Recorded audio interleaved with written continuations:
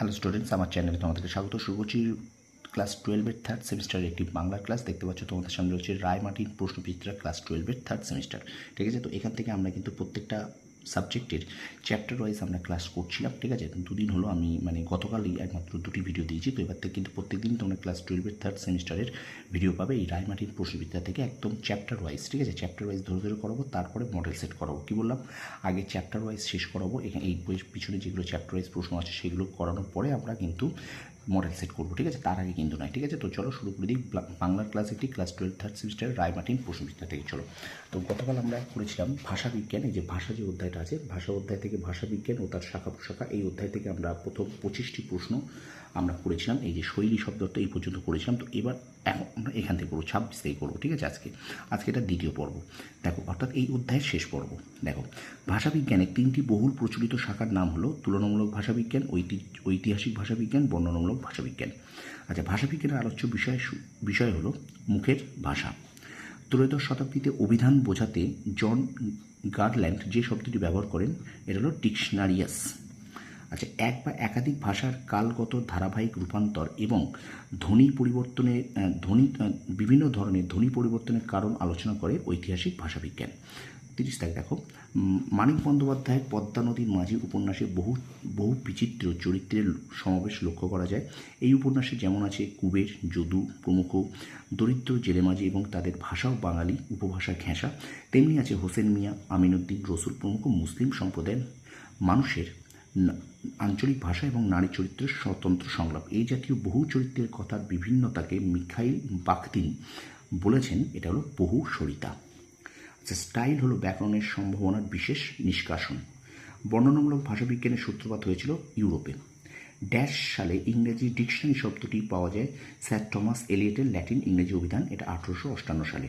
আর অনুরূপ প্রশ্ন দেখো, ডিকশনারি শব্দটি প্রথম পাওয়া যায় 1538 খ্রিস্টাব্দে সালে স্যার থমাস এলিয়টের ল্যাটিন ইংরেজি অভিধানে। স্টুডেন্টস, আমি কিন্তু তোমাদের রায়মার্টিন প্রশ্নবিদ্যা বারবার বলছি, দেখতে পাচ্ছি তোমাদের সামনে রয়েছে রায়মার্টিন প্রশ্নবিদ্যা থেকে কিন্তু আমি তোমাদের থার্ড সেমিস্টারের যে চ্যাপ্টার ভিত্তিক যে ক্লাসটা আছে সেটা কিন্তু করাচ্ছি। ঠিক আছে, রায়মার্টিন প্রত্যেকটা সাবজেক্টের কিন্তু তোমাদের এখানে অধ্যায়ভিত্তিক ক্লাস, অধ্যায়ভিত্তিক সব দেওয়া আছে। তো সেইগুলোই আমি কিন্তু প্রথমে তোমাদেরকে করাবো। ঠিক আছে, দেখতে পাচ্ছ রায়মার্টিন প্রশ্নবিদ্যা ক্লাস 12 থার্ড সেমিস্টার। অবশ্যই কিন্তু আমার ভিডিওগুলিকে একটু লাইক করবে, কমেন্ট করবে, আর বন্ধুদের মাঝে একটু বেশি করে শেয়ার করে দেবে। ঠিক আছে, আর যারা নতুন আছো অবশ্যই চ্যানেলটাকে সাবস্ক্রাইব করো, পাশে থাকা বেল আইকনটি প্রেস করে রাখো। চলো আমরা ভিডিওটা কন্টিনিউ করি। একটু শেয়ার করে দাও। আচ্ছা, পরে প্রশ্ন দেখো, 34 দাগ বলছে স্যার জেমস জোন্স যে 4টি ভাষার মধ্যে প্রচুর মিল খুঁজে পেয়েছিলেন সেগুলো সংস্কৃত, গ্রিক, লাতিন, ফার্সি। আচ্ছা, অনুরূপ প্রশ্ন দেখো, স্যার উইলিয়াম জোন্স সংস্কৃত ভাষার সঙ্গে যেসব ভাষার প্রচুর মিল খুঁজে পেয়েছিলেন তার মধ্যে কয়েকটি ভাষা হলো গ্রিক, লাতিন ও ফার্সি। আচ্ছা, এখানে দেখো সত্য মিথ্যা নির্ণয় করতে বলেছে। এখানে তোমরা অবশ্যই একটু দেখে নেবে যেগুলো দেওয়া আছে বিবৃতিগুলো। তো 1 সত্য, 2 সত্য, 3 মিথ্যা, 4 সত্য। ঠিক আছে, 1 সত্য, 2 সত্য, 3 মিথ্যা, 4 সত্য। আচ্ছা, পরে প্রশ্ন দেখো, সংস্কৃত, গ্রিক, লাতিন, ফার্সি প্রভৃতি ভাষাগুলির উৎপত্তি কোন ভাষা থেকে? ইন্দো ইউরোপীয়। আচ্ছা, দুই ভাষাগোষ্ঠীর মানুষ সম্পর্কযুক্ত হওয়ায় উভয় ভাষাই পরস্পরের দ্বারা প্রভাবিত এবং পরিবর্তিত হয়ে সমান্তরালভাবে থেকে যাওয়াকে বলা হয় দ্বিভাষিকতা। ভাষার সঙ্গে সমাজের সম্পর্ক এবং অন্যান্য বিদ্যাচর্চার ক্ষেত্রে পারস্পরিক সম্পর্ক বিচার ও বিশ্লেষণ করা হয় ফলিত ভাষাবিজ্ঞানে। বঙ্গীয় শব্দকোষ গ্রন্থের লেখক হরিচরণ বন্দ্যোপাধ্যায়। আচ্ছা, এফএমআরআই অর্থাৎ ফাংশনাল ম্যাগনেটিক রিসোন্যান্স ইমাজিং হলো স্নায়ু ভাষাবিজ্ঞানের ব্যবহৃত আধুনিক যন্ত্র। পরে প্রশ্ন, নৃভাষাবিজ্ঞান চর্চা করে নৃতত্ত্বের সঙ্গে মানব ভাষার সম্পর্ক নিয়ে।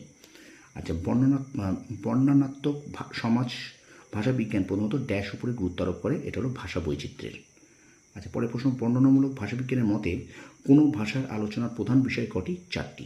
আচ্ছা, এবার দেখো এখানে স্তম্ভ মেলাও আছে, এখানে 1-এর ডি, 2-এর সি, 3-এর বি, 4-এর এ। 1-এর ডি, 2-এর সি, 3-এর বি, 4-এর এ। ঠিক আছে।